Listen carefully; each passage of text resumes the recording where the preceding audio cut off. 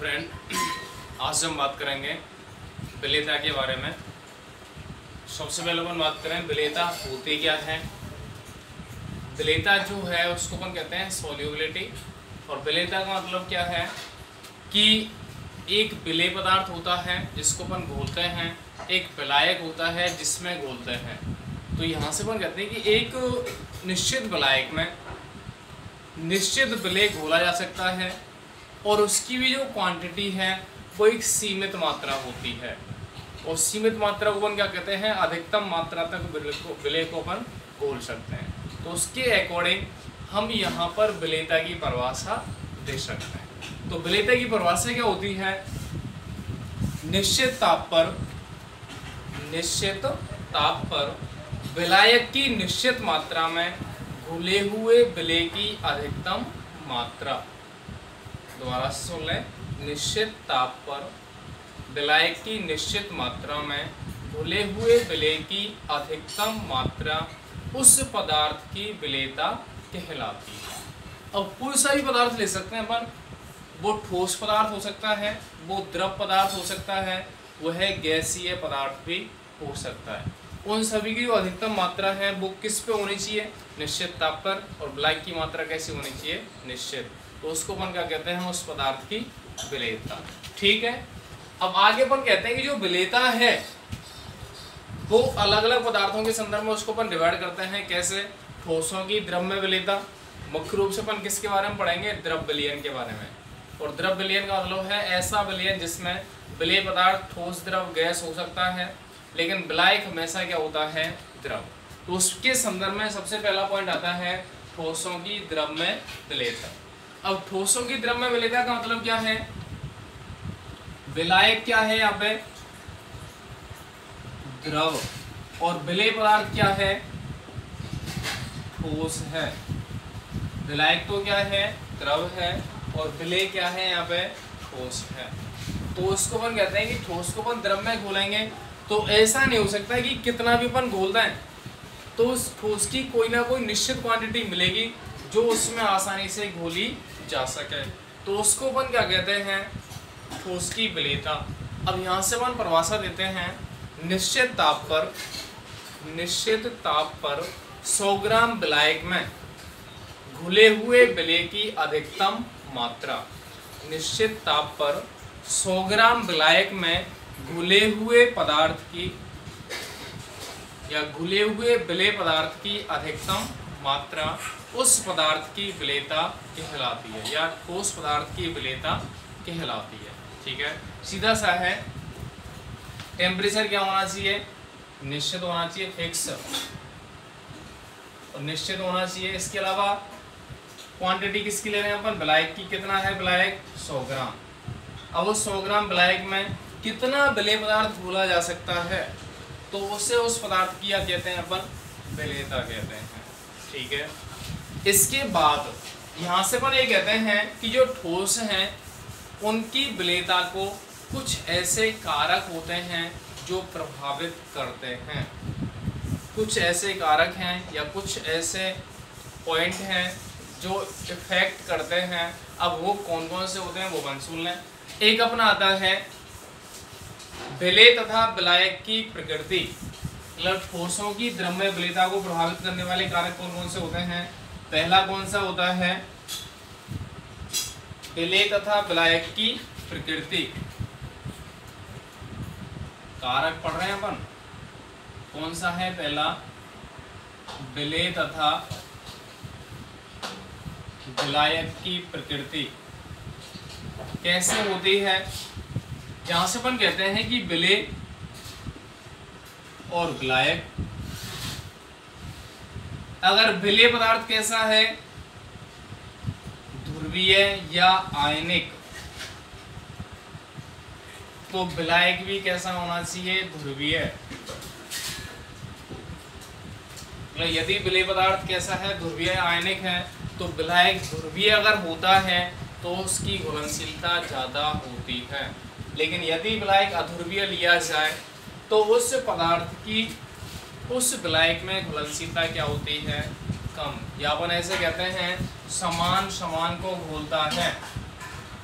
समान समान को घोलता है, मतलब ध्रुवीय पदार्थ ध्रुवीय विलायक में और अध्रुवीय पदार्थ अध्रुवीय विलायक में घुलनशील होते हैं। कैसे?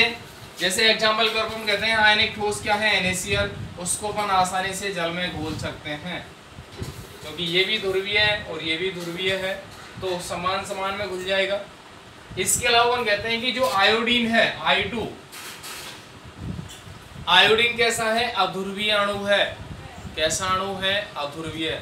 ये किस में घुलनशील हो सकता है, जैसे CCl4 है, CH2 है, कार्बन टेट्राक्लोराइड, कार्बन डाइसल्फाइड, ये दोनों ही अध्रुवीय विलायक होते हैं, उनमें आसानी से घुलनशील हो सकता है। तो सीधा सा पॉइंट क्या है कि ठोसों की जो विलेयता है वह विलेय तथा विलायक की प्रकृति पर निर्भर करती है, क्योंकि हम जानते हैं कि समान समान में घुलता है, मतलब ध्रुवीय पदार्थ ध्रुवीय विलायक में और अध्रुवीय पदार्थ अध्रुवीय विलायक में घुलनशील होते हैं। जैसे NaCl जल में घुलनशील होता है, आयोडीन या सल्फर CCl4 या CH2 में घुलनशील होते हैं। ठीक है, तो ये तो पहला पॉइंट हो गया, ये विलेय तथा विलायक की प्रकृति। उसके बाद अपन बात करेंगे दूसरा पॉइंट क्या आता है, या इसी में अपन अगर बात करें कि जो विलेय और विलायक है उनमें एक पॉइंट आता है कि जो ठोस पदार्थ है उसकी विलेयता चालक ऊर्जा और जलयोजन ऊर्जा, चालक ऊर्जा और जलयोजन ऊर्जा पर भी निर्भर करता है। जैसे NaCl अपन ले रहे हैं, इसमें आयन्स उपस्थित हैं। अब चालक ऊर्जा क्या होती है, किसी क्रिस्टल में या किसी क्रिस्टल को उसके अवयवी आयनों में विभक्त करने के लिए दी जाने वाली ऊर्जा क्या कहलाती है, चालक ऊर्जा। किसी क्रिस्टल को उसके अवयवी आयनों में विभक्त करने के लिए आवश्यक ऊर्जा क्या कहलाती है, चालक ऊर्जा। या अपन ऐसे कह सकते हैं कि किसी क्रिस्टल को उसके आयनों से प्राप्त करने के लिए जो ऊर्जा में होने वाला परिवर्तन है वो क्या कहलाता है, चालक ऊर्जा। इसके अलावा दूसरी होती है जलयोजन ऊर्जा। यदि किसी पदार्थ को जल में घोला जाए, यदि किसी पदार्थ को जल में घोला जाए तो ऊष्मा के मान में होने वाला परिवर्तन, हम ये कहते हैं कि एक पदार्थ है उसको जल में घोला है तो पूरा विलयन ठंडा हो जाता है, एक पदार्थ है उसको जल में घोलते हैं तो पूरा विलयन कैसा हो जाता है, गर्म हो जाता है, मतलब उसकी ऊष्मा में चेंजिंग मिल रही है, उस वो कम मिल रही है जल में घोलने के बाद, तो उसको अपन क्या कहते हैं, जलयोजन ऊर्जा। अब यहाँ से अपन दोनों की बात करते हैं कि कब कौन सी स्थिति में पदार्थ ज्यादा घुलनशील होगा, कि किसी भी यौगिक के लिए जलयोजन ऊर्जा का मान तो अधिक हो और चालक ऊर्जा का मान कम हो तो वह पदार्थ जल में अधिक मात्रा में घुलनशील होगा या आसानी से घुल जाएगा। दोबारा से सुन लें, जिस पदार्थ के लिए जलयोजन ऊर्जा का मान अधिक होता है, चालक ऊर्जा का मान कम होता है, तो वह पदार्थ ध्रुवीय विलायक या जल में अधिक मात्रा में घुलनशील होगा या आसानी से घुलनशील हो जाएगा। ठीक है, अगर चालक ऊर्जा ज़्यादा है, जलयोजन ऊर्जा कम है, तो उसकी घुलनशीलता क्या होगी, कम होगी। ठीक है, तो एक पॉइंट अपना कौन सा हो गया, विलेय तथा विलायक की प्रकृति। क्लियर है।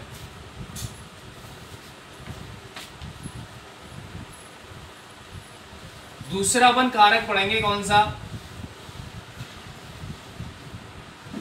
ताप का प्रभाव। दूसरा है ताप का प्रभाव।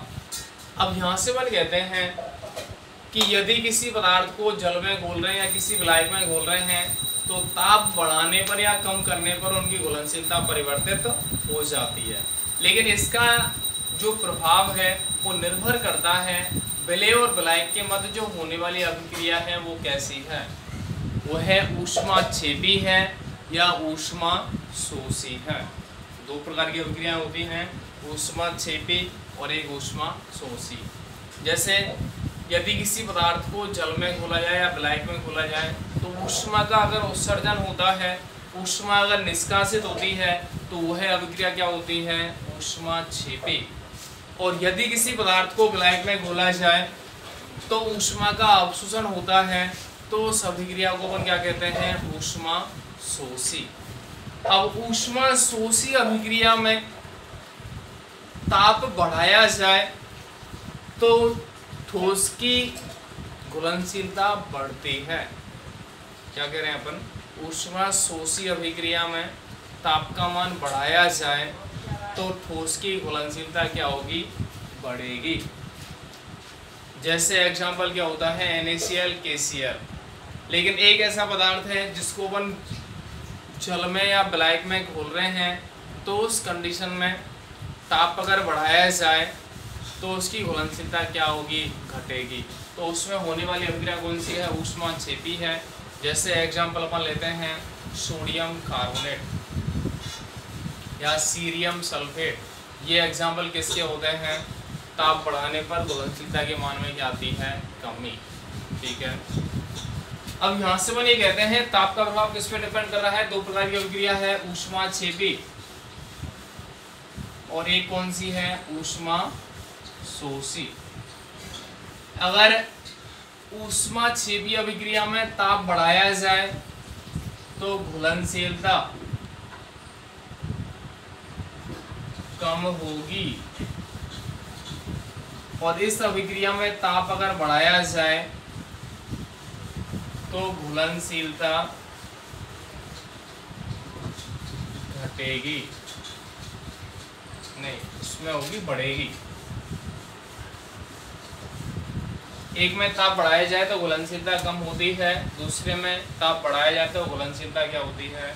बढ़ती है। तो डिपेंड करता है, ऊष्माक्षेपी अभिक्रिया ऊष्मा का निष्कासन है तो ताप बढ़ाएंगे तो घुलनशीलता कम होगी, लेकिन ऊष्मा शोषी अभिक्रिया में ताप बढ़ाएंगे तो घुलनशीलता क्या होगी? बढ़ेगी। तो ये अपना लिथियम कार्बोनेट हो सकता है, सोडियम कार्बोनेट हो सकता है एग्जाम्पल। इसमें क्या होता है? NaCl होता है, KCl होता है। ये कंडीशंस किसके लिए होती है? डिपेंड करती है ऊष्माक्षेपी और ऊष्मा शोषी।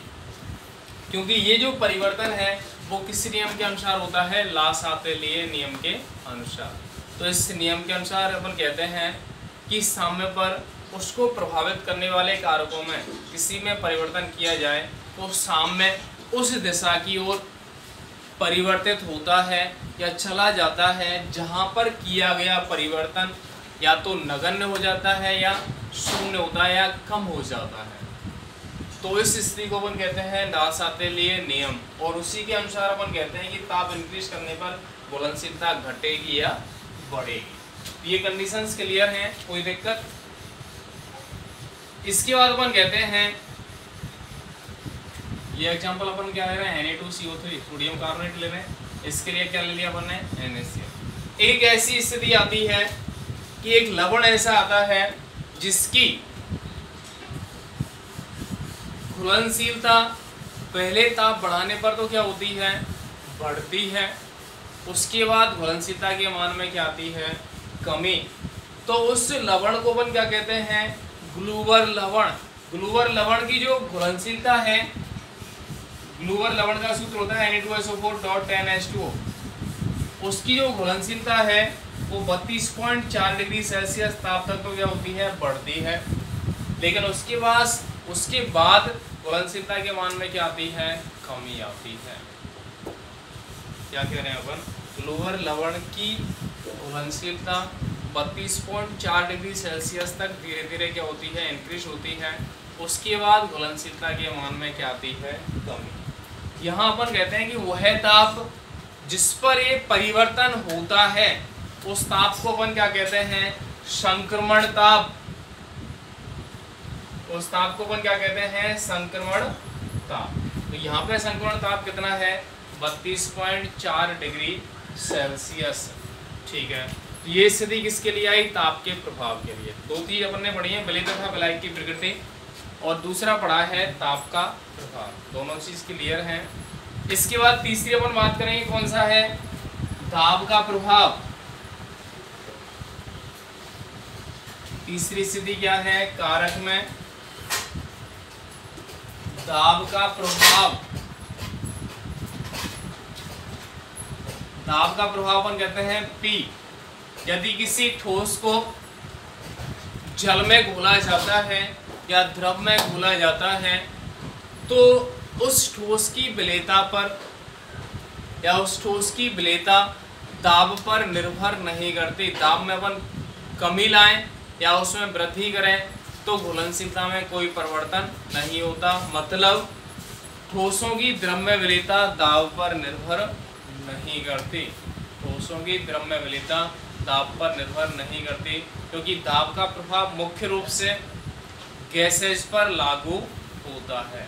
तो ऐसी कंडीशंस यहाँ पे क्रिएट होती है। तो तीनों कारक अपने क्लियर हैं। दाब का कोई इफेक्ट है नहीं। दाब का प्रभाव ऊष्माक्षेपी और ऊष्माशोषी अवयवों पर डिपेंड करेगा। और विलेय और विलायक की प्रकृति में समान समान को घुलता है। ध्रुवीय ध्रुवीय में, अध्रुवीय अध्रुवीय विलायक में घुलनशील होता है। ठीक है, ये पॉइंट अपना क्लियर हो गया। कौन सा? ठोसों की द्रव्य विलेयता। ठीक है, दैट्स ऑल। और पढ़ेंगे नेक्स्ट क्लास में। धन्यवाद।